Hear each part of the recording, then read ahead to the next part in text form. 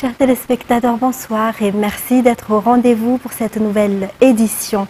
Commençons tout de suite par les actualités sociales où plus de 1000 lampadaires sont destinés pour le district de Timjan.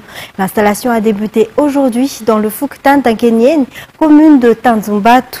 Ces lampadaires seront placés dans des zones particulièrement sensibles en matière de sécurité, selon le député Anjrati Vain, présent sur les lieux pour superviser l'installation. Khadraman Zatouf pour plus de détails. Certains quartiers sont classés comme zone rouge en raison de l'insécurité qui y règne. Aggravée par l'absence d'éclairage, se plaignent les habitants. Pour aider les habitants et pour concrétiser les promesses du député, l'installation de ces lampadaires a été lancée dans le district d'Atimjan. Un lampadaire sera installé dans chaque quartier pour garantir la sécurité. En plus de ceux installés dans le Fuktan Tankenyen, plus de 1000 lampadaires seront déployés dans l'ensemble du district d'Atimjan, a déclaré le député Irmar, élu dans le district Anjrati Vain. Le député et son équipe ont également entendu les doléances de la population lors de leur visite sur place. Et puis, le PP Fichua Fanatalatamati a reçu aujourd'hui des bancs écologiques fabriqués à partir de déchets plastiques, ainsi que des tabliers et des fournitures scolaires offerts par une entreprise privée. Cette initiative s'inscrit dans le cadre de la politique de responsabilité sociétale des entreprises visant à améliorer l'éducation à Madagascar, une collaboration entre le secteur public et le secteur privé. Ouprasa Manan. Le PP Fichwafan a depuis 3 ans un problème majeur, le manque de tables et de bancs pour ses élèves. En effet, les équipements ne suffisent pas à accueillir le nombre croissant d'élèves, comme l'a expliqué un responsable. En réponse à une demande de l'école, plusieurs entreprises locales ont répondu en apportant des aides, dont 38 bancs écologiques. Cette action fait partie de la mise en œuvre de la RSE visant à établir une collaboration bénéfique entre l'école et les entreprises pour améliorer les conditions d'apprentissage. Cette collaboration aide les élèves à devenir responsables et à préserver l'environnement.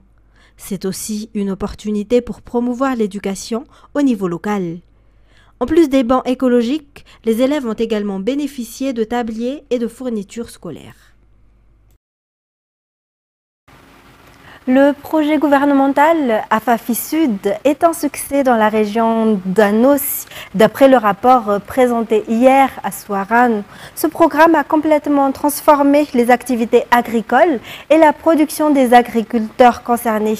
En effet, des bénéfices ont été réalisés depuis les champs jusqu'aux infrastructures de production et les chaînes de distribution. Indeniana Martina, Sech Indianab. 90% des projets dans le cadre d'Afafi Sud sont quasiment achevés. Justine, l'une des agricultrices bénéficiaires, témoigne. Avant 2020, elle peinait à produire. Aujourd'hui, elle fournit des légumes dans la région d'Anos grâce à de nouvelles infrastructures d'irrigation et à des techniques de production adaptées à son environnement. Plus de 250 000 agriculteurs ont bénéficié du programme Afafi Sud. Le paysage du sud de Madagascar a été transformé grâce à ce projet. Alors qu'une sécheresse sévère frappait auparavant la région, celle-ci est maintenant en pleine croissance et en pleine production. Le programme Afafi Sud est financé par des fonds européens. Dans la région d'Anos, les travaux ont été réalisés par l'organisation WHH et leur participation au projet se termine ce mois-ci.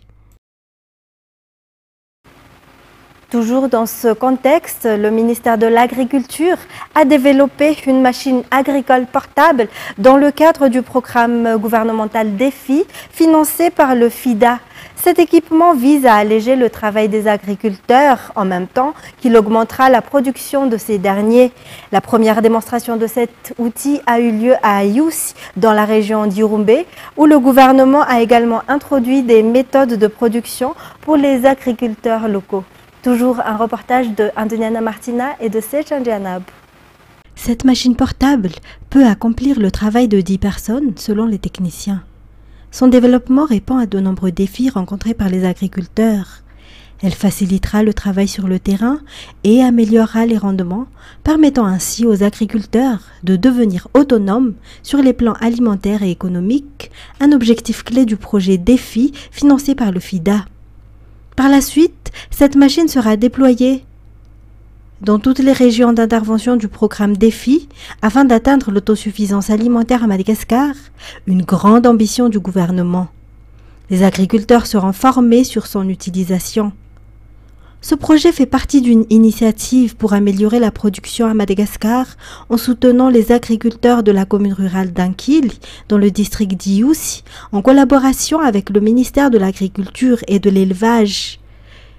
3700 kg de semences ont été distribuées, lesquelles seront utilisées pour 15 000 hectares, avec une production prévue de 375 tonnes pour la saison agricole 2025-2026. Par ailleurs, 60 000 tonnes de riz sont attendues pour la même période. De plus, les agriculteurs ont reçu des cartes biométriques, un projet également supervisé par le ministère de tutelle. Cette initiative vise à professionnaliser les producteurs en intégrant des technologies appropriées, permettant ainsi à ces derniers de bénéficier d'un soutien accru de la part du gouvernement.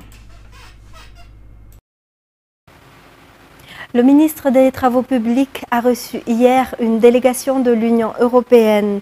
Les discussions ont été axées sur les efforts du ministère concernant la réhabilitation des routes. L'Union européenne est un partenaire clé et un bailleur de fonds pour la construction des routes nationales dans le pays, notamment les RN13, RN12A et RN6. Le ministre a indiqué que les travaux de réhabilitation avancent entre 50 et 60%. Il a également été annoncé qu'une descente conjointe est prévue pour suivre l'avancement des travaux.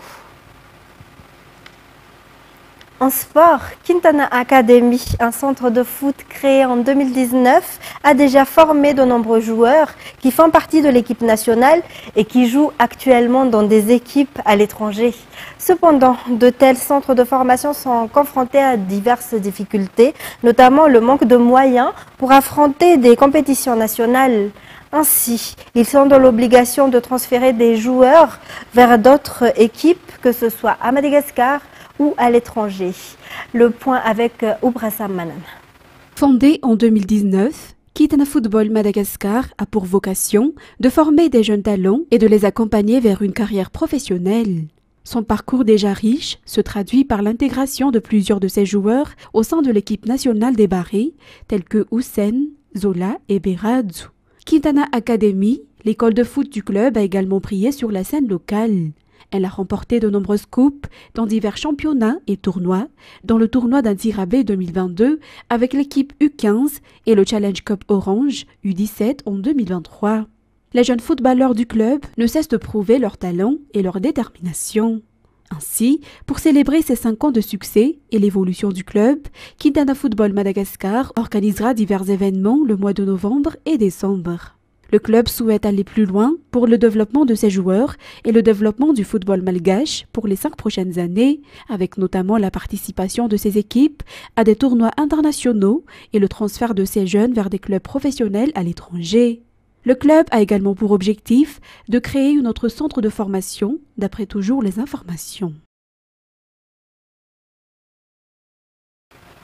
Et puis, à l'international, le ministère de la Santé gazaoui a annoncé la mort de 2 enfants dans un hôpital du nord de l'enclave après des tirs ciblés sur sa station d'oxygène.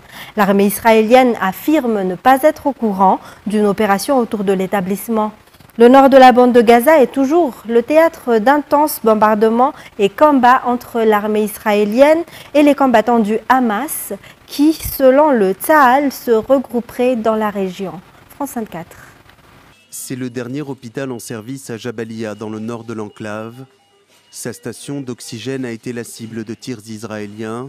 2 enfants en soins intensifs y ont perdu la vie, selon les autorités sanitaires gazaouis. L'établissement, qui abrite environ 600 personnes, serait actuellement le théâtre de combat. Dans les rues de Jabalia, les déplacements forcés de population se poursuivent.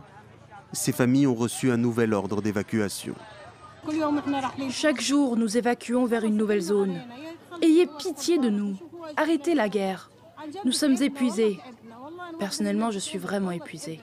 J'ai un cancer, je suis fatiguée et je n'ai pas encore reçu de soins. Dans le sud de l'enclave, ce quartier résidentiel de Khan Younes a été défiguré par les derniers bombardements israéliens. Sur place, les rescapés, poussés à l'exil à plusieurs reprises, ont tout perdu. Certains bâtiments menacent de s'effondrer à tout moment. Khan Younes est sous un déluge de feu de l'armée israélienne. Ces dernières frappes nocturnes ont été meurtrières. Plusieurs dizaines de personnes y ont péri selon la défense civile gazaoui, dont de nombreux enfants. Cet habitant raconte. Regardez cet enfant. A-t-il l'air d'un combattant? Ce n'est qu'un enfant mort. Il s'appelait Salim Zayed. Son père a été tué pendant la guerre. Ils étaient 5 frères et sœurs. Ils ont tous été tués dans la même frappe. Le petit dernier avait à peine 6 ou 7 mois. Selon les autorités sanitaires de l'enclave, en un an, l'offensive israélienne a fait plus de 42 000 morts et 100 000 blessés dans la bande de Gaza, en majorité des civils. Israël a frappé tôt samedi des sites militaires en Iran en réponse à la salve de missiles tirée le 1er octobre par Téhéran en direction du territoire israélien. De son côté, Téhéran a évoqué une opération génératrice de tensions et a déclaré des dégâts limités. France 24. Les explosions se font entendre dans la nuit iranienne. Il est 2h15 à Téhéran et la capitale est en état d'alerte. Très rapidement, Israël annonce être à l'origine de ces frappes. Des frappes précises et ciblées selon l'armée en représailles à l'attaque iranienne du 1er octobre. Quelques 200 missiles avaient visé le territoire israélien. Nos frappes ont notamment ciblé des sites de fabrication de missiles utilisés par l'Iran dans ses attaques contre Israël au cours de l'année écoulée. Simultanément, nous avons ciblé les réseaux de missiles solaires iraniens et les capacités iraniennes qui étaient destinées à restreindre la liberté d'opération aérienne d'Israël en Iran. Aucun site nucléaire ni pétrolier n'a été visé selon des responsables israéliens. De leur côté, les autorités iraniennes reconnaissent que des bases ont été attaquées dans plusieurs provinces du pays.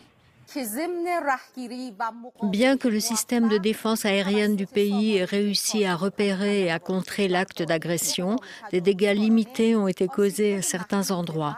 L'ampleur de l'attaque fait l'objet d'une enquête. Les États-Unis déclarent avoir été informés de ces représailles, mais affirment ne pas avoir pris part à l'opération. La capitale du Mozambique déchante au lendemain de la proclamation de la victoire à la présidentielle du candidat du parti au pouvoir Daniel Chapo. Manifestation de l'opposition, panne générale d'Internet. Le verdict des élections générales du 9 octobre s'est montré extrêmement favorable au Frélimo, le parti au pouvoir depuis un demi-siècle. France 24. Des débris jonchent les rues de Maputo, alors que la tension reste vive dans la capitale. Jeudi, des manifestations ont éclaté à la suite des résultats des élections qui ont vu le Frélimo, le parti au pouvoir depuis 50 ans, prolonger son règne. Je ne crois pas que le Frélimo ait gagné. Je pense que le Frélimo fait ce qu'il a toujours fait. Ce qui se passe aujourd'hui, c'est que les gens souffrent. Nous manifestons pour nos droits parce que quelque chose doit changer dans notre société. Jeudi, le candidat du Frélimo, Daniel Chapo, a été déclaré vainqueur de la course présidentielle du 9 octobre. Selon la Commission électorale nationale, il aurait obtenu 70% des voix, tandis que le leader de l'opposition, Venancio Mondlane, est arrivé en seconde position avec 20%. Mais Mondlane et les partisans de l'opposition dénoncent le scrutin, accusant le Frélimo de fraude et d'irrégularité. En colère, beaucoup sont descendus dans la rue, construisant des barricades et brûlant des pneus. Nous n'avons pas voté pour ces censures, nous n'avons pas voté pour ce tome, nous sommes fatigués. Nos pères ont bâti leur vie sur des temps difficiles pour que nous ayons un endroit où dormir. Nous sommes toujours là après 39, 40 ans avec nos fils qui vivent toujours au même endroit que nos pères à cause du Frélimo. Le Frélimo, qui a obtenu 195 sièges sur 250 aux élections législatives. Son poulain, Daniel Chapo, prendra officiellement ses fonctions en janvier et deviendra le premier président du Mozambique, né après l'indépendance du pays en 1975. Ainsi s'achève cette édition. Merci à vous de l'avoir suivi. Restez avec nous pour le film de la soirée. intitulé Classified. Bonne soirée sur Viva. Au revoir.